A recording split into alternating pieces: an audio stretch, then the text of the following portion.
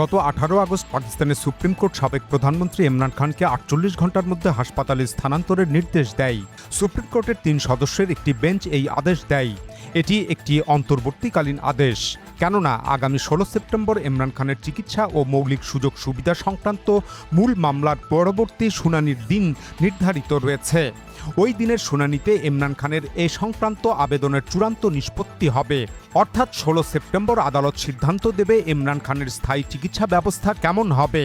তাই আদালত অন্তর্বর্তীকালীন আদেশ দেয় যে আগামী 16 সেপ্টেম্বর পর্যন্ত ইমরান খান আল শিফা প্রাইভেট হাসপাতালে চিকিৎসাধীন থাকবেন। এ সময়ের মধ্যে তার যাবতীয় মেডিকেল চেক আপ সম্পন্ন করা হবে। তার চিকিৎসা তদারকির জন্য একটি মেডিকেল বোর্ড গঠনেরও নির্দেশ দেওয়া হয়।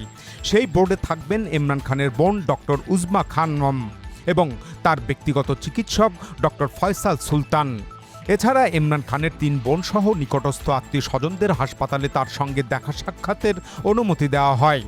পাশাপাশি লন্ডনে অবস্থানরত তার 2 পুত্রের সঙ্গে টেলিফোনে কথা বলারও অনুমতি দেওয়া হয়। ইমরান খানের শারীরিক অবস্থার যথেষ্ট অবনতি হওয়ায় আদালত এই সিদ্ধান্ত দেয়। গত 10 আগস্ট একটি হৃদরোগ বিশেষজ্ঞ দল আদিয়ালা কারাগারে ইমরান খানের স্বাস্থ্য পরীক্ষা করেছিল। এরপর 17 আগস্ট সেই পরীক্ষার উপর ভিত্তি করে আদিয়ালা কারাগারের প্রধান কর্মকর্তা একটি রিপোর্ট আদালতে জমা দেন। ওই রিপোর্টে উল্লেখ করা হয় যে 73 বছর বয়সে ইমরান খানের রক্তচাপ ওঠানামা করছে। একই সঙ্গে পরিবারের সঙ্গে দেখা করতে না পারায় তিনি তীব্র মানসিক উদ্বেগে ভুগছেন।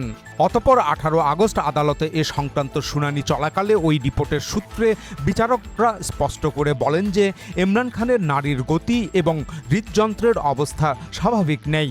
এমনকি তার শরীরের ভেতরের গুরুত্বপূর্ণ অঙ্গ প্রত্যঙ্গগুলো ক্ষতিগ্রস্ত হতে শুরু করেছে।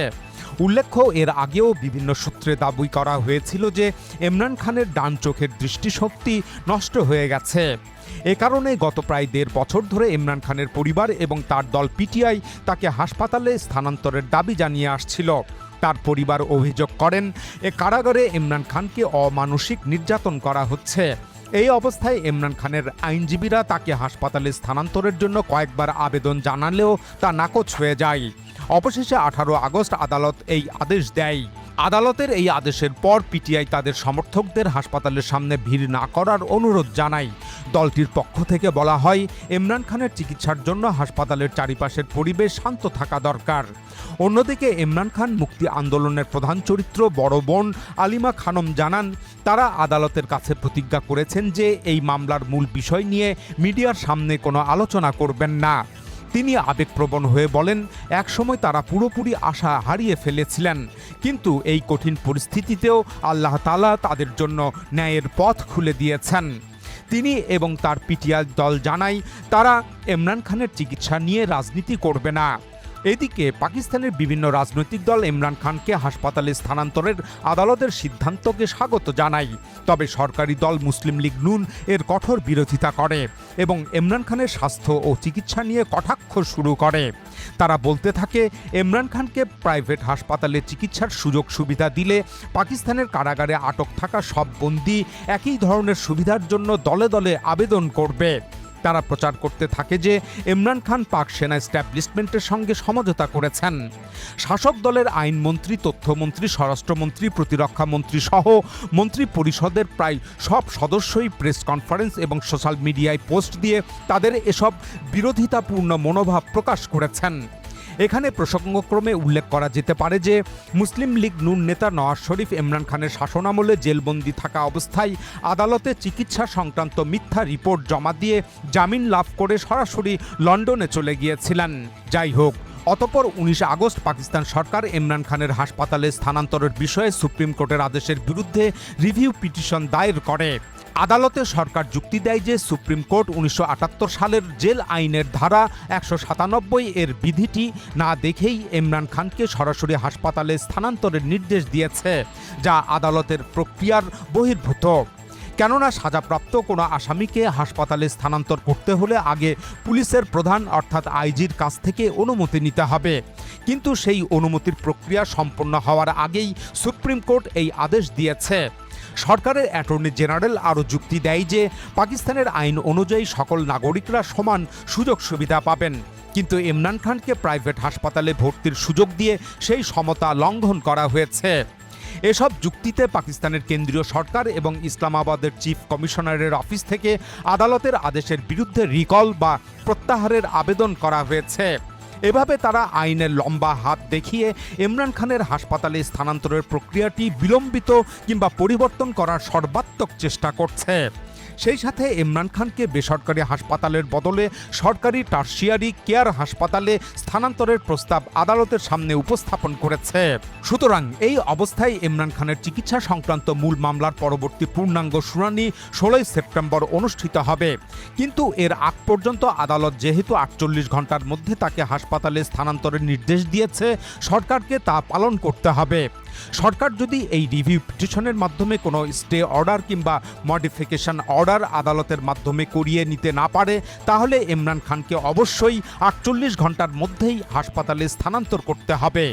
কিন্তু পাকিস্তানের সরকার কিংবা সেনা এস্টাবলিশমেন্ট এসব আইন কানুন এবং আদালতের আদেশ মান্য করবে কিনা তা নিয়ে যথেষ্ট সন্দেহ রয়েছে। কেননা বিগত 3 বছরে পাকিস্তান সরকার এবং সেনা এস্টাবলিশমেন্ট আদালতের এ ধরনের অনেক আদেশ অমান্য করেছে। আসলে পাকিস্তানের সরকারি দল মুসলিম লীগ নুন ইমরান খানের হাসপাতালে স্থানান্তরের ক্ষেত্রে যেসব আইনি জটিলতা তৈরি করছে, সেটির নৈতিক ভিত্তি তাদের নেই। কেননা 2024 সালের 8 ফেব্রুয়ারির নির্বাচনের প্রকৃত ফলাফলে এই দলের প্রায় সব প্রার্থীই পরাজিত হয়েছিলেন। সে সময় বিভিন্ন সূত্রে দাবি করা হয়, জাতীয় নির্বাচনে 266টি আসনে সরাসরি যে ভোট গ্রহণ অনুষ্ঠিত হয়েছিল, তাতে মুসলিম লীগ নুন মাত্র 17টি আসন লাভ করেছিল। এমনকি পরাজিতদের তালিকায় বর্তমান প্রধানমন্ত্রী শাহবাজ শরীফ, তার ভাই 3 বারের সাবেক প্রধানমন্ত্রী নওয়াজ শরীফ এবং তার কন্যা মরিয়ম নেওয়াজও ছিলেন। কিন্তু নির্বাচনের 2 দিন পর সেই ফলাফল পাল্টে দিয়ে ফিল্ড মার্শাল আসিম মনির তাদেরকে ক্ষমতায় বসান। গত 3 বছর ধরে ইমরান খান জেলবন্দি রয়েছেন। এই দীর্ঘ সময়ের মধ্যে তাকে প্রকাশ্যে আনা হয়নি এবং কোনো আদালতেও সশরীরে হাজির করা হয়নি। কারাগারের অভ্যন্তরেই তার কয়েকটি মামলার বিচার চলছে। এর মধ্যে একটি মামলায় তাকে 17 বছরের কারাদণ্ড দেওয়া হয়েছে। ইমরান খানের বিরুদ্ধে দায়েরকৃত মামলার সংখ্যা 200 ছাড়িয়ে গেছে। এর বাইরে আরও কতগুলো গায়েবী মামলা রয়েছে, যেখানে তাকে অজ্ঞাত আসামি হিসাবে তালিকাভুক্ত করা হয়ে থাকতে পারে। তার কোনো সুনির্দিষ্ট হিসাবও নেই। জাতিসংঘের মানবাধিকার সংস্থা সহ বিভিন্ন আন্তর্জাতিক মানবাধিকার সংগঠন ইমরান খানের কারাবন্দিত্ব, বিচার প্রক্রিয়া এবং তার স্বাস্থ্য নিয়ে উদ্বেগ প্রকাশ করে আসছে। এ নিয়ে প্রবাসী পাকিস্তানিরাও ইউরোপ এবং আমেরিকার বিভিন্ন শহরে প্রতিবাদ সমাবেশ করেছেন। গত 18 আগস্ট পাকিস্তানের সুপ্রিম কোর্টের দেওয়া এই আদেশকে এসব আন্তর্জাতিক ও প্রবাসী পাকিস্তানিদের প্রতিবাদেরই একটি ফল হিসাবে দেখা হচ্ছে।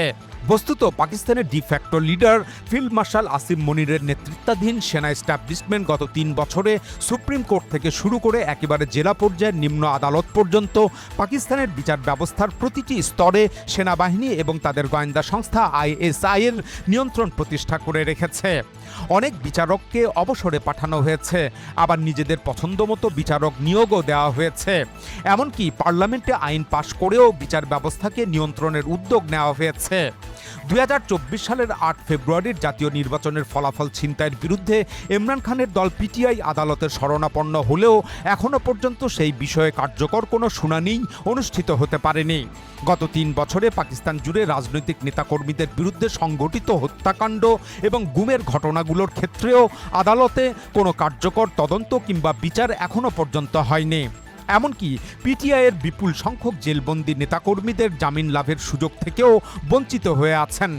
এর পাশাপাশি অনেক রাজনৈতিক কর্মীকে সামরিক আদালতে বিচার করে কারাদণ্ডে দণ্ডিত করা হয়েছে। পাকিস্তানের সামরিক আদালত কর্তৃক এভাবে বেসামরিক নাগরিকদের বিচার ও শাস্তি দেওয়ার ঘটনা আন্তর্জাতিক মহলে ব্যাপক প্রতিক্রিয়া সৃষ্টি করেছে। আসলে পাকিস্তানের আদালত যদি স্বাধীন থাকতো, তাহলে ইমরান খানের বিরুদ্ধে দায়েরকৃত মামলাগুলো শুরুতেই খারিজ হয়ে যেত। কিন্তু এসব মামলায় পাক সেনাপ্রধানের হস্তক্ষেপ থাকায় ইমরান খান গত 3 বছর ধরে এভাবে কারাগারে বন্দী রয়েছেন। এখন কথা হলো, ইমরান খানকে হাসপাতালে স্থানান্তরের সুপ্রিম কোর্টের এই সিদ্ধান্তর পেছনে আসলে কি কাজ করেছে? এটি কি কোনো সমঝোতা প্রক্রিয়ার অংশ? PTI আগামী 27 সেপ্টেম্বর দেশজুড়ে বড় ধরনের আন্দোলনের ডাক দিয়েছে। তাদের প্রধান দাবি 2024 সালের নির্বাচনী ফলাফল বাতিল করে পার্লামেন্ট ভেঙে দেওয়া, রাজনৈতিক হত্যাকাণ্ডের বিচার করা এবং সকল রাজবন্দীর মুক্তি প্রদান করা। সেই সঙ্গে 2023 সালের 9 মে সংঘটিত অরাজকতা তদন্ত করে দোষী ব্যক্তিদের আইনের আওতায় আনা। উল্লেখ্য 2023 সালের 9 মে ইমরান খানের গ্রেপ্তারের খবর ছড়িয়ে পড়লে পুরো পাকিস্তান জুড়ে আন্দোলন শুরু হয়। সে সময় কিছু আন্দোলনকারী বিভিন্ন সেনা স্থাপনা ও সরকারি দপ্তরে হামলা চালায়। এ ঘটনায় পাক সেনা এস্টাবলিশমেন্ট ইমরান খানকে প্রধান নির্দেশদাতা হিসাবে গণ্য করে। অন্যদিকে ইমরান খান একে ফলস ফ্ল্যাগ অপারেশন হিসাবে অভিহিত করে পাক সেনা প্রধানের বিরুদ্ধে অভিযোগ আনেন। পিটিআই 2025 সালের নভেম্বরে ইসলামাবাদে মধ্যরাতে সংঘটিত গণহত্যারও তদন্ত এবং বিচার দাবি করেছে। বর্তমানে পাকিস্তানের বেলুচিস্তানে নিরাপত্তা সংকট দিন দিন বৃদ্ধি পাচ্ছে। সেই সঙ্গে আজাদ কাশ্মীরেও বিক্ষোভ চলছে। গত জুন থেকে জুলাই মাস পর্যন্ত নিরাপত্তা রক্ষীদের গুলিতে আজাদ কাশ্মীরে শতাধিক মানুষ নিহত হয়েছেন। এরপর সেখানে সাজানো নির্বাচনের মাধ্যমে পাক সেনা এস্টাবলিশমেন্টের পছন্দমতো সংসদ প্রতিষ্ঠা করা হয়েছে।